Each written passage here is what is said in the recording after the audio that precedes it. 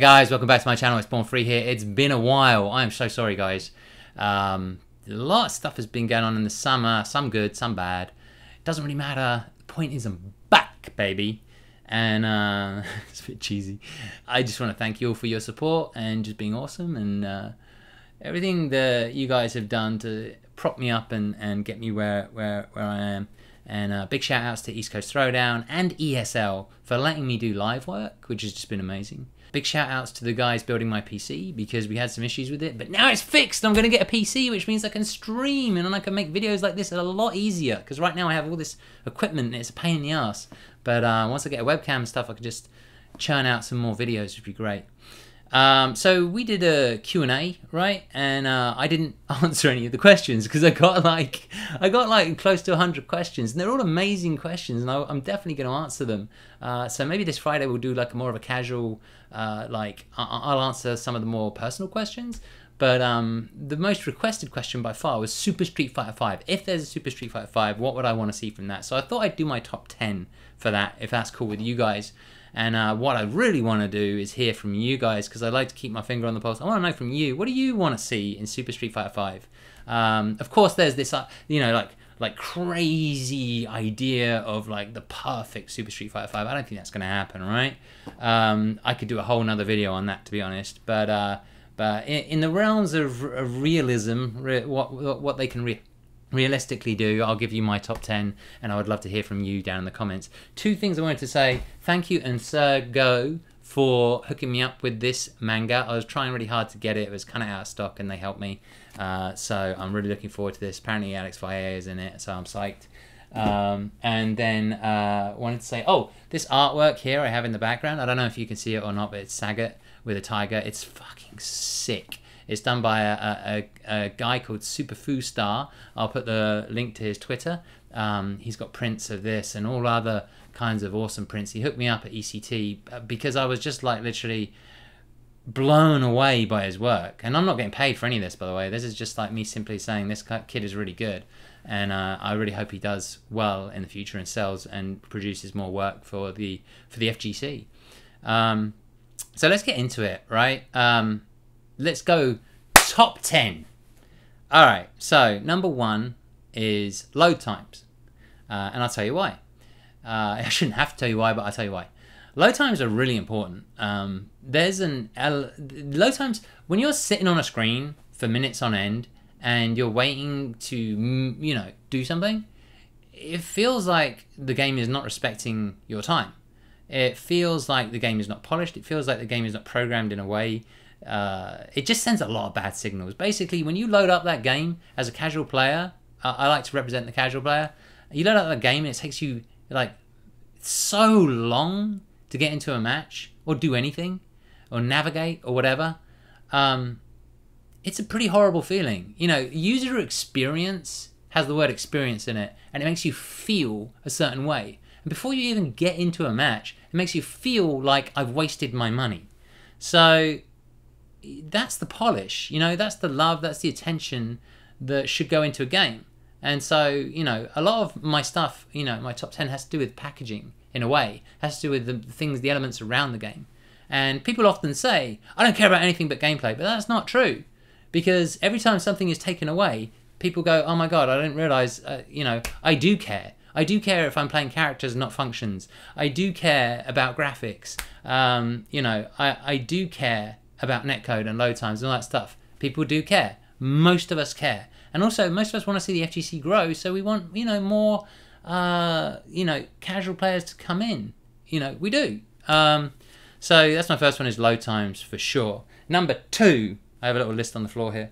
Number 2 is matchmaking and netcode. So when the netcode is good, it is actually very, very good. But when it's bad, it's really bad. And when you're playing ranked, I don't even know how some of those guys maintain their rank at the top, to be honest. Because when you hit like a bad game, it's not you versus the other player, it's you versus the whatever the hell is going on, the netcode. And it sucks, man. It sucks really bad. And it makes me really salty. And I'm pretty relaxed, to be honest. So I can imagine a lot of joysticks have been broken and screens and all that sort of stuff. Number 3, The replay system. So the replay system is part of this sort of it's long-winded, and it's so weird. It's like the user interface is very clunky and not very like, you can't use it in a way which feels intuitive. So it's kind of like you have to visit your profile, then you have to find your replays, and sometimes they don't load up, and you have to go in and back in again, and then you have to go find the replays, and then you have to go save them, and then you have to come all back out again, and then you have to go into the place where you save them, and then you have to watch them, and it just takes forever, right? Now the problem with that is that any player, or certainly as a new player, one of the things that you want to do in order to get better is to go, oh my god, that game sucked, I sucked, and I don't know what happened, I need to watch the replay. So the way I watch replays is I actually use the PlayStation 4's function, for loading games up to YouTube, and just watch it that way because it's faster. And that sucks. This should be a way. Watching replays should be a way of improving. Watching replays should be there for us, and we should be able to get to it much faster than we currently do. Number 5. I would love to see a balance patch that doesn't alter the characters so much that you have to relearn how to play your character. I think this came from a lot of my interviews with Japanese players who were saying the same thing. They just thought the balance patch, the last one, was pretty bad for a lot of characters, like Chun-Li and Ryu, where just whole setups just changed completely. They had to relearn the character, particularly Chun-Li players had to relearn the character. Balance patch shouldn't really be like that. It should, whether it's buffing or nerfing, sure, find those little elements that you want to buff or nerf, but don't completely destroy a character to the point where you have to relearn them. So that's my hope for the balancing, is that it's a little bit more, I don't know, it's not so harsh that it rotates the characters, rotates the popularity of the characters. Okay, number 6.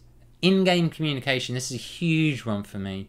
I'm just really sad that in Ultra Street Fighter 4, you could talk to each other. You could hear the other guy, even if you weren't talking to him. You would receive salty messages. It was so fun. Like the salty message aspect of it was fun. The crazy people talking was fun. But then take a more serious side to it. Building communities online.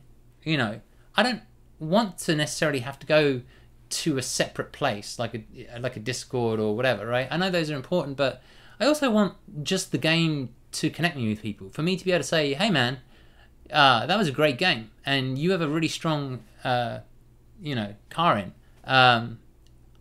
Can we play some more? Can you tell me what I did wrong? It's all about how to improve as a player. So I really wish there was in-game communication. That does actually bring me on to number 7, which is character select screen. I wish there was a character select screen when you went into ranked. It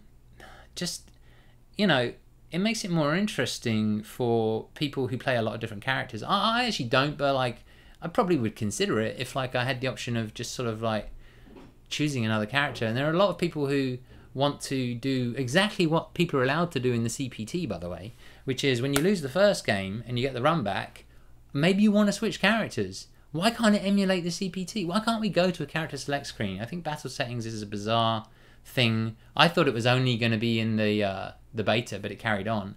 I can see sort of why they might use battle settings to try to speed things up, but I don't really like it that much. And I wish they would introduce the character select screen in ranked, to be perfectly honest. I wish you had that option. Okay, number 8. Characters that I'd like to see. Sagat, absolutely. I'm not sure how he's going to fit into this game because it's not really a zoning game, but still would love to see the king. So much emotional attachment to that character. Sakura, would love to see her in the game. Goken, I love Goken. I love some of the old and interesting characters. I just think they're fun. Oro, I mean, he's already proven in the game. They've shown their love for Oro in some of the story modes. Would love to see him as well. But you never can tell how these characters are going to turn out actually in this game because it's so different from Ultra Street Fighter 4, which a lot of us are used to. So we'll see. But I would love to see those characters. That'd be awesome. Retsu, wow, wouldn't that be great? Okay, number 9. I would like to see more personality in the game. So it would be really great if they added those polished touches, you know? When certain characters meet, they have certain dialogue, maybe certain animations. Just adds more depth, makes you feel more for the characters, and makes you feel more emotionally involved, makes you laugh, makes you smirk, whatever, right? Gets a reaction out of you. Things like taunts, that actually do something. Akuma's taunt does something and it's awesome. I wish all taunts did something. MVCI, all Marvel, Marvel 3 had the same thing.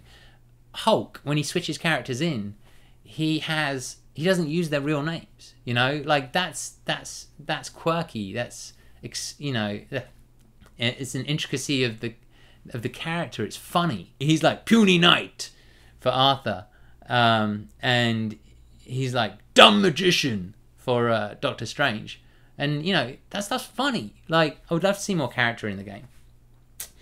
And then finally, I'm going to talk a little bit about gameplay. Number 10. I've gotten used to it. I like it. It's different. I probably like it because I play Akuma, and I probably like it because I don't play in tournaments. So, my wages are not on the line for that one. I will say this, though. It would be great if they added some system that allowed for more creativity, like a cancel, like a Roman cancel or an FADC or something like that, which allowed for custom combos. But then you would also have to reduce damage, I think, and certainly the V triggers need looking at. I think be reduced in terms of their power. It's kind of ridiculous, to be honest, because a lot of the time, even me as Akuma, I'll be losing. And I just know the minute I hit that V trigger, it doesn't matter how much energy I have. It doesn't matter. There's a strong possibility, a very strong possibility, that I'll make you dizzy and then I'll finish you off. Sounds so weird. I know a lot of people talk about crush counters as well. But yeah, I would say top of my list is sort of figuring out a way to reduce damage, reduce the power of V triggers, and create some variance in gameplay. Maybe it is, I don't know exactly the answer, maybe it is some sort of cancel that allows you to do more custom combos, because some of those characters are really fucking boring to watch. I gotta be honest. I think they've got the message. I think some of the more recent characters have been more interesting to watch and have more options, I still put Akuma up there as one of those characters, particularly if you watch,